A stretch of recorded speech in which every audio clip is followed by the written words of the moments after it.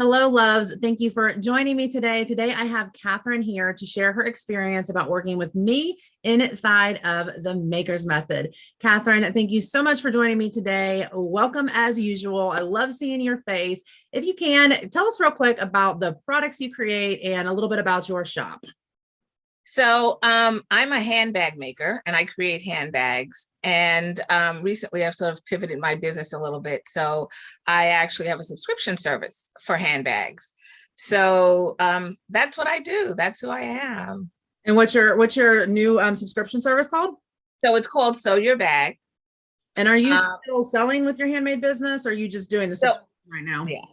Yeah. I don't sell as much. I do get, occasionally I get a couple of people because of my Instagram page, which is Purserverance. I get people who will ask, hey, I need a bag. Can you help me out? And if I have time to do it, I do. But if I don't, then I will just, refer them to somebody else I know who's an excellent bag maker. Because there's so many people out there who do what I do. And so that's how I handle it.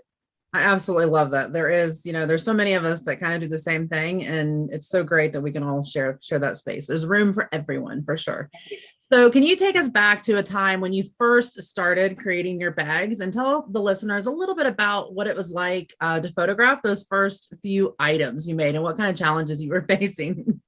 I faced all the challenges. All the challenges. All the challenges. I faced what I call chasing the sun. Right. So taking a good picture where I didn't have a lot of shadows, and also where I didn't have my own shadow. That was like a big one for me. Like I could take a picture, but then you'd see like my shadow on the ground or even cast over the product. Yeah. So that was a big challenge that I had. Not understanding things like how to take a picture in a way that it relates to the customer. So taking a picture, either a lifestyle photo or a photo which showed relevancy, right? So it had objects around it, which I learned from you, that were relevant. And I just had so many problems, but my biggest one was probably chasing the sun. Yeah. And I wonder if I stole that from you, because I now call it chasing the light, but I hear a lot of makers say that is that they just feel like they're constantly chasing the light. So before you met me, what kind of things were you doing to try to learn more, overcome these challenges? Yeah, tell us about that. So before I met you, I would try to take pictures at different times of the day. But then, of course, depending on the weather, because if it was raining, 11 o'clock is not the same 11 o'clock as it is if it's sunny, right? Mm-hmm. So I would try to take them different times of the day. I would try to take a picture without a tripod and sort of like stand to the side so my shadow didn't get into the picture. But then, of course, I would try to take it someplace and I said, oh, this is perfect. And then, there were trees. So then when you look at the picture, you realize you get the little filtering coming in of the trees, which created the shadows. There were so many things. I mean, after meeting you, I realized there were so many things that I did wrong that you know what to do, then you're like, oh my goodness, it was simple things that made such a difference. So did you ever take to YouTube or try to do research to find answers? Like how I did all the things. I did all the things. I did change my camera setting. I was using a DSLR. And I'm not a photographer, so that was very challenging for me. The learning curve to me was very great if it's not something you're comfortable with. And for me, I was taking copious amounts of pictures. And if I got one, I was lucky. So if I say copious, I mean 50. Yeah. And if I got one, I was lucky. But then once I got it, I didn't know how to edit it. I didn't know. I was like, okay, I have this picture and I could probably sort of use it, but it needed a little bit of editing.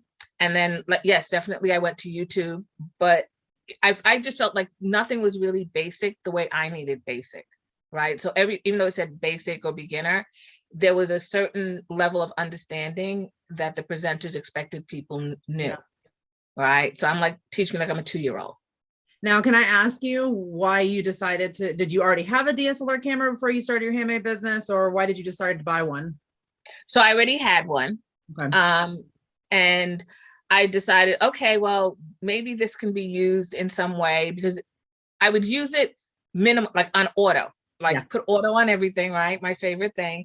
And then you use it to take pictures, because that's what people said, right? They said, you need one of these cameras to take pictures. You have people telling you that. Right. Family photos, you know, like you go on vacation, you need a DSLR. Mhm. Why? I don't know.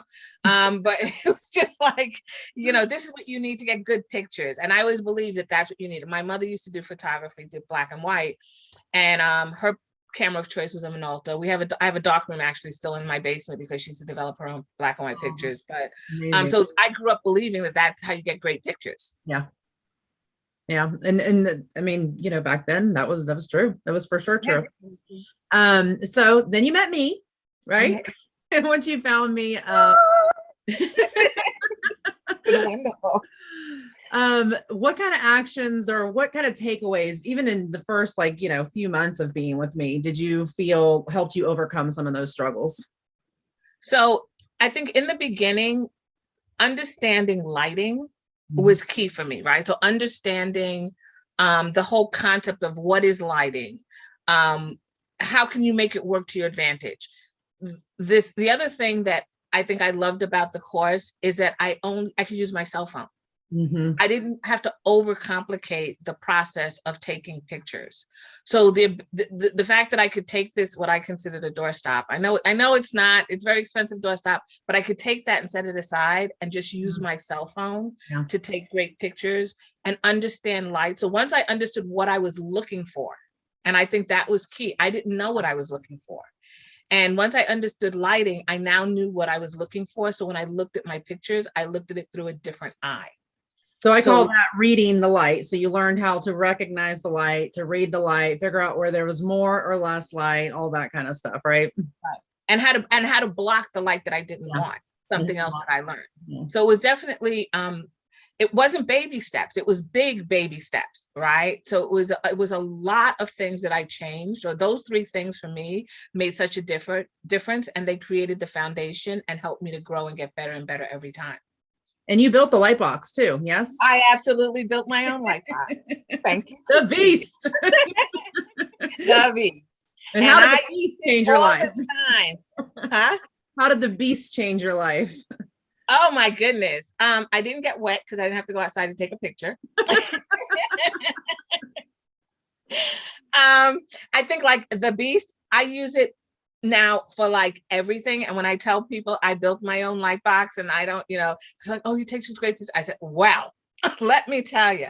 But it absolutely, when my product is a large product, right? So a handbag, if it's a wallet, it's small, but it's a large product. So for me, building it helped me also to understand how the light should hit my product in a way that my product is showcased. Right. So now every picture that I take, instead of taking 50 pictures, I maybe take 20 pictures because it's my light box. So I know what works and what doesn't work. Right. And the reason I take 20 is because I need different angles and, you know, whatever the case may be, but I get a far better quality picture than, you know, ever before. And I can take it at my convenience. I don't have to, doesn't matter if I'm up at midnight, I can go at midnight and do it.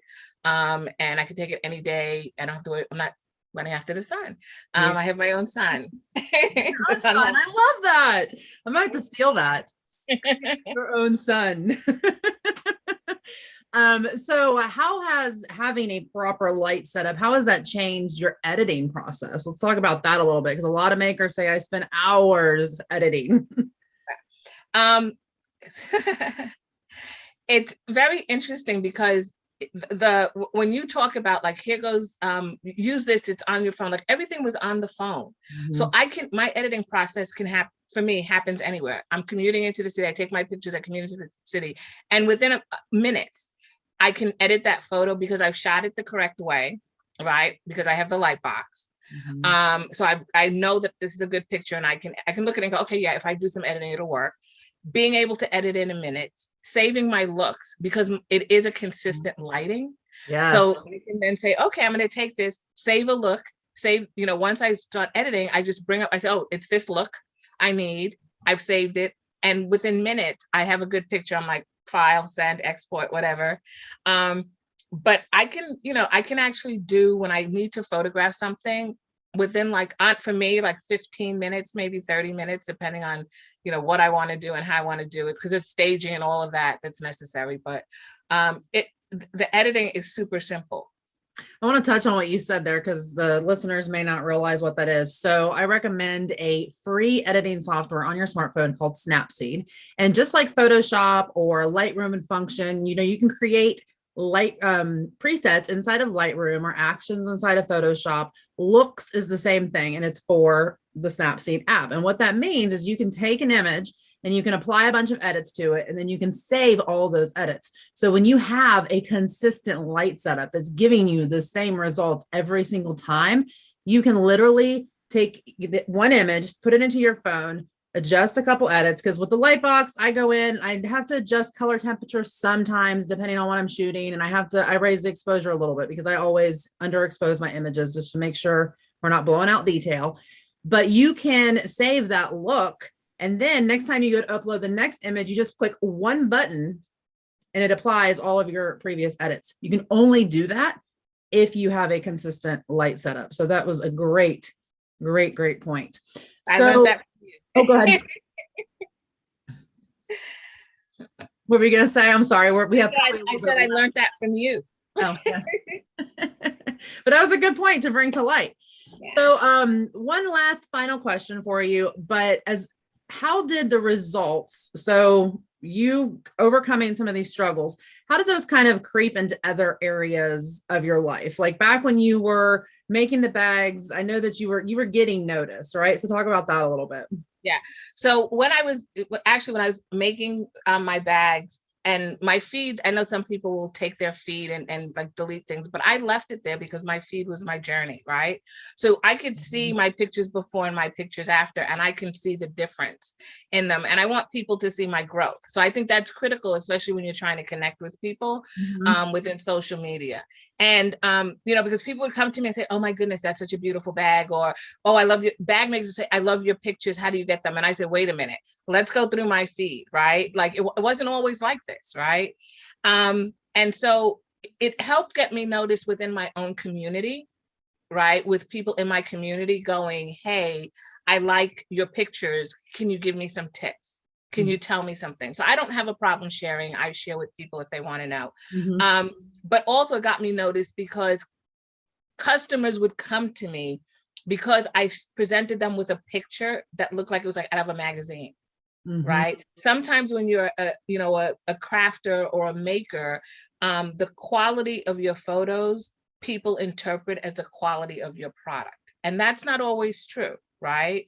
And so being able to show my products in the best light made such a difference to the customers I started to attract. Right. So these are people who now knew this is somebody who's a maker or a crafter, but what they produce or make is top quality. And I know that because I see it from their pictures. You're able to express it in your visuals, and your visuals are high quality. And that's such a good point, because I think that, as makers and sellers, we have problem children, right? Like you see in Etsy groups all the time where people are complaining about customers. When you get to a certain point where you're not only when you can take high quality product photos to show the quality of your images, you can raise your prices then, because your products look as high end as they really are, right? So you can not only increase your pricing, so increasing your pricing, having higher quality photos, that is just attracting a different type of a customer that actually values, your work and values your skill. And it kind of removes those problem children, and it really does help. Real quick, if somebody was listening to this and they're on the fence about investing this, a lot of money into a program like this, what would be your word of advice? So I was there. That's first of all. So I think we're all there.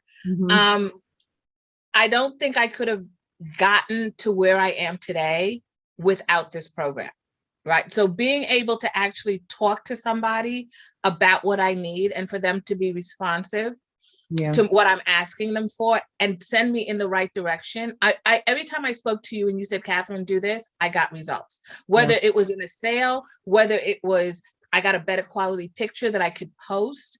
I learned so much about flat lays. I think that if you want to struggle and struggle and struggle and not know what's quite right, I think time is money, right? So if I'm investing time, it's the equivalent of me spending money to learn something.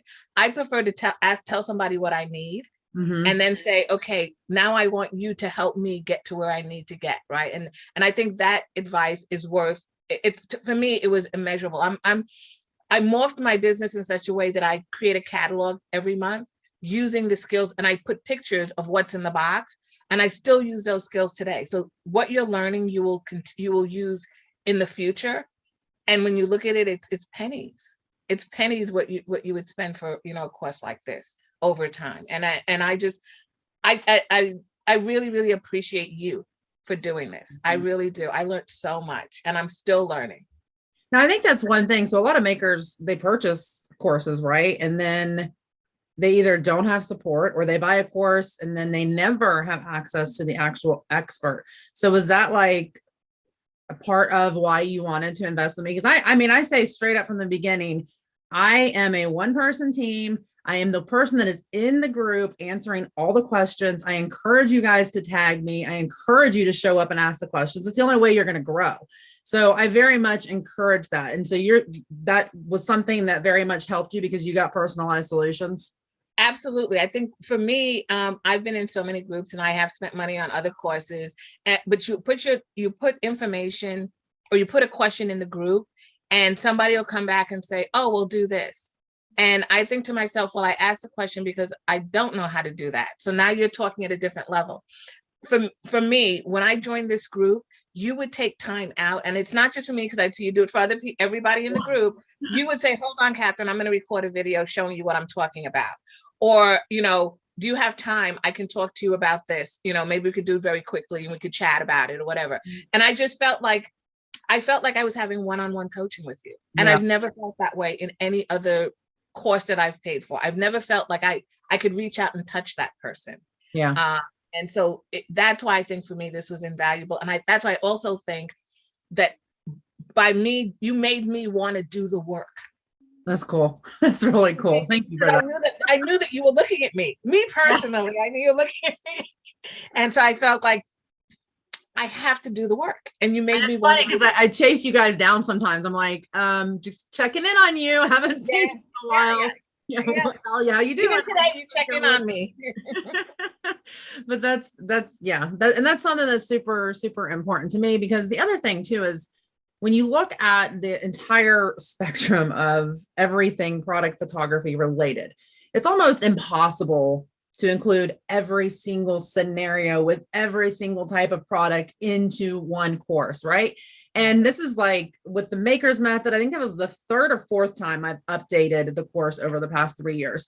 And I will continue to update it. But when you can come into the group and ask questions specific to your product or your setup or your smartphone or the editing software you're using, and I can turn around and actually do a video for you, or however that looks, or answer the question or jump on a quick call with you, that is invaluable, because I don't know what you guys necessarily need unless you ask.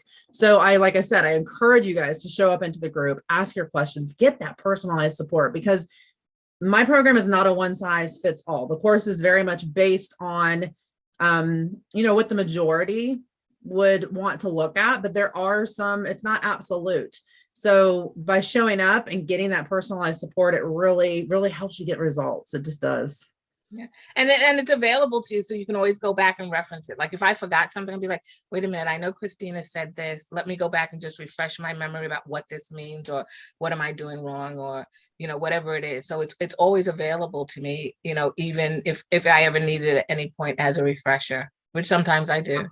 Yeah, because, even if you're the one asking the questions and I'm jumping on a video and I'm, talking specifically to you, we put it into the group, into the guide section, so that everybody, can benefit from it. And even if, and when we're talking about like a specific product, I make very clear, okay, so this is going to work for this type of product, but not necessarily, this product, because again, there isn't a one size fits all. You guys are as unique. Yes. It's like my light box, where you helped me build it just for me. Yep. So because it needed to be so large in scale. Yep. Right. And so the way that you said, Katherine, okay, this, and you sent me the specs and said, go and get this stuff and then come back to me. And, so like I said, I felt like you were talking to me. Like Yeah. this course, it was just my personal one-on-one coaching that I was getting. That's what I felt. That's awesome. But I mean, you guys need to think about it in the sense that your products, so your handmade products, they are just as unique as you are. So you need unique and personalized solutions. And that's what I offer inside of the Maker's Method. Well, thank you so much, Katherine, for jumping on with me quick and sharing your experience about the Maker's Method. It's so great. Anytime. I love talking to you, and I really, really appreciate the course. And like I said, I've grown so much as a maker when it comes to my own products. And whether I take my own pictures or at some later date I hire somebody, at least I know what to look for. That's the other thing, right? So if you hire somebody, you want to make sure that you know what to look for and whether you're getting a quality product from them in return. And that's something, yeah, we talk about inside there, because if you have a type of product that you don't necessarily have models for, I encourage students to go out and do collaborations with photographers or go out and actually hire a photographer for lifestyle images. While I teach that inside the course, some people just don't, they're fine taking their studio shots on white, but they don't want to touch, styled or lifestyle images. So I will walk you through that process, because there's a lot of things to look for when it comes to working with photographers, especially if they aren't necessarily a product photographer. So that's a great piece of insight too. Thank you so much, Katherine. You have a wonderful day. Thank you so much, Christina, for having me. Have a good day.